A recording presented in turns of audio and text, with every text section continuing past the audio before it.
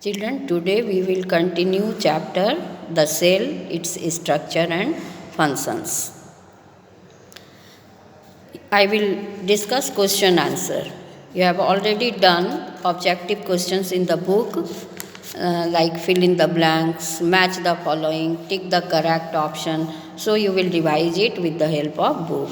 Now I will discuss the descriptive question like D1. List the main factors that determine the shape of a cell. The main factors that determine the shape of a cell are the location of the cell and the function in the tissue. Next, distinguish between unicellular and multicellular organisms. Give two examples of each. Unicellular organisms consist of single cell and multicellular organisms consist of many cells. In unicellular organism, all the basic functions like nutrition, respiration, reproduction, etc. are performed by the single cell, whereas in multicellular organism, different functions are performed by different types of cells. Next, you can give some examples of unicellular organism like Euglena, Paramecium, amoeba. And in multicellular organism, you can write elephant, monkey, human being, birds, etc. Next question is, give reasons for the following. First, why the cell is called the structural and functional unit of life. The cell is called structural and functional unit of life because the body of all living organisms are made of cell, and all the basic functions like nutrition, respiration, reproduction, growth, development, all these basic functions are performed by the cell, and these basic functions are essential for the survival of the living organism. So, cell is called the structural and functional unit of life. Okay. Next is, why plant cells are more rigid than the animal cells. Plant cells have cell wall made up of cellulose, so they are more rigid, but in animal cell there is absence of cell wall, so they are not rigid, they are flexible. Next question, which cell organelle is known as the powerhouse of the cell? Why is it so called? Powerhouse of the cell is mitochondria. So you can write mitochondria is known as the powerhouse of the cell because they help in respiration, they are responsible for respiration, and they also produce energy for various activities. So they are called powerhouse of the cell. Next, name the cell organelle responsible for imparting color to the leaves and fruits of a plant. The cell organelle responsible for imparting color to the leaves are chloroplast, and the color of fruits are imparted by chromoplast. Next, what are cilia and flagella? Cilia and flagella are the small extensions in the cell membrane. Write one similarity and one dissimilarity between the two of them. One similarity between them is both help in locomotion and collection of food, and dissimilarity is cilia are numerous in number and flagella are few in number, one or two. Like you can give example, cilia are present in Paramecium and flagella are present in Euglena. Next, if onion peel cells are and cheek cells are observed through a microscope, write the difference what you observe. In the cheek cell, you will find that the cells are arranged in the cluster and the structures are cell membrane, nucleus and cytoplasm. And in the onion peel cell, you will observe the cells are having cell wall. Cell wall is present outside the cell membrane, and you will also observe the difference, that is the shape of the cell. In the onion peel cell, you will see the nucleus is in the periphery, and in the cheek cell, you will see the nucleus is in the center. So these differences can be observed. Now, next question is, classify the following into cell, tissue and organ. Skin is a sense organ. You have read, children. Eyes, ears, nose, tongue and skin are the 5 sense organs of our body. So, skin you will write, it is organ. Fat cell is a cell. RBC, red blood corpuscle or red blood cell, it is a cell present in the blood. So you will write in the column cell. Next is blood. Blood is a connective tissue. So you will write in the column tissue. Ear is an organ, sense organ. Eyes, ears, nose, tongue and skin. So ear is an organ. Next is muscle. It is a tissue. Now see question E1. Answer the following questions. E1. All cells in an organism do not have the same shape. Justify the above statement by drawing at least 3 different cell types found in human beings.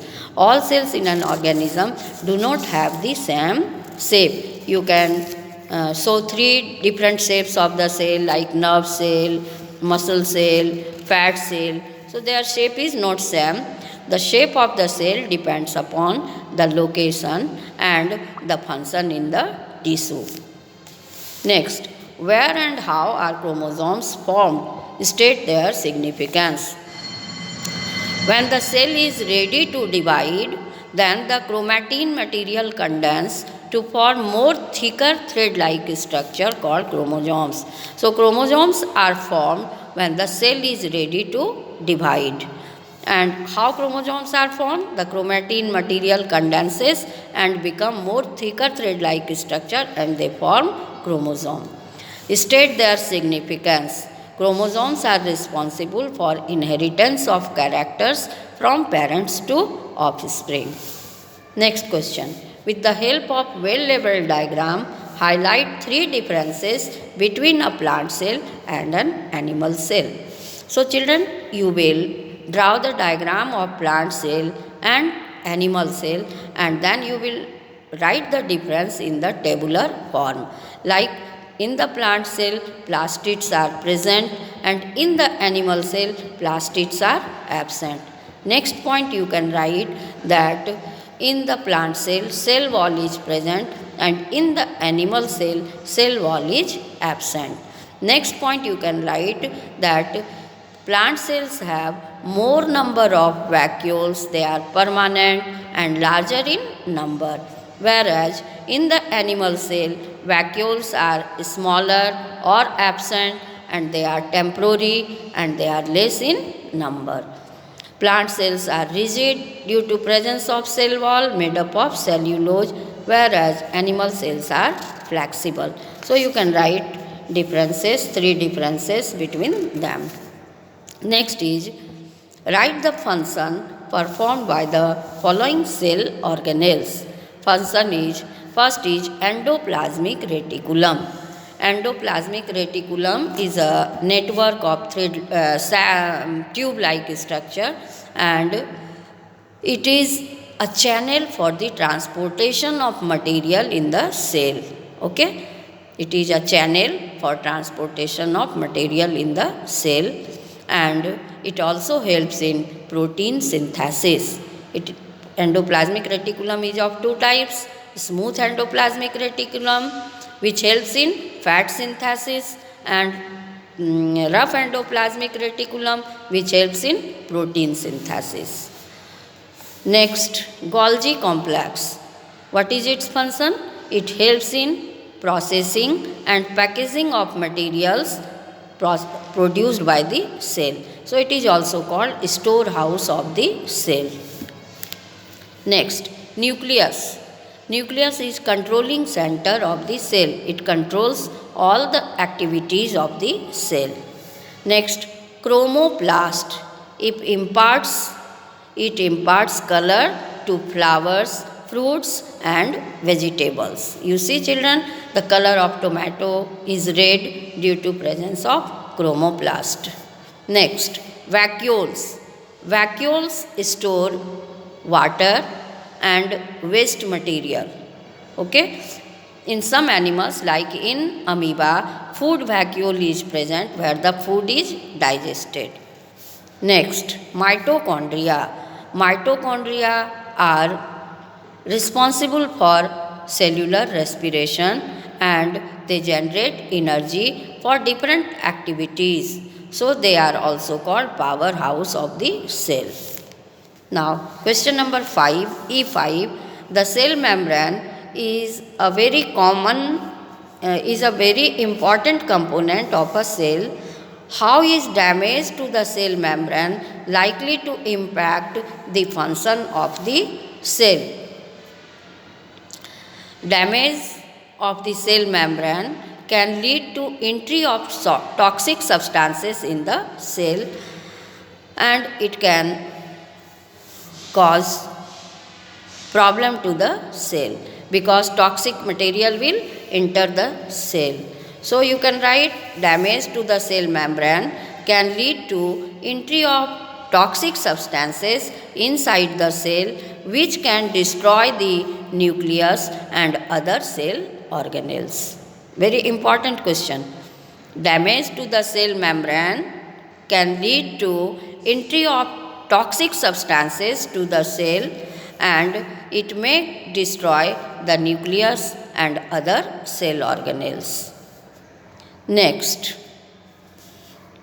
define the term cell for plants, animals. Cell is the structural and functional unit of all living organisms. Name the different organelles that make a cell. You can write all the cell organelles like mitochondria, plastids, Golgi complex, endoplasmic reticulum, vacuoles, cilia, flagella, all the cell organelles you can write. Why none of these is called the structural and functional unit of life? Why none of these is called structural and functional unit of life? Okay. So you can write cell is the structural and functional unit of life. It contains many cell organelles. You can write name, plastids, mitochondria, Golgi complex, etc. And none of these is called the structural and functional unit of life because they can not perform their function individually. None of these is called structural and functional unit of life because individually they cannot perform their function. Okay. So because they cannot perform their function individually. This is the answer. So children, all of you will revise all the answers. Okay. Thank you.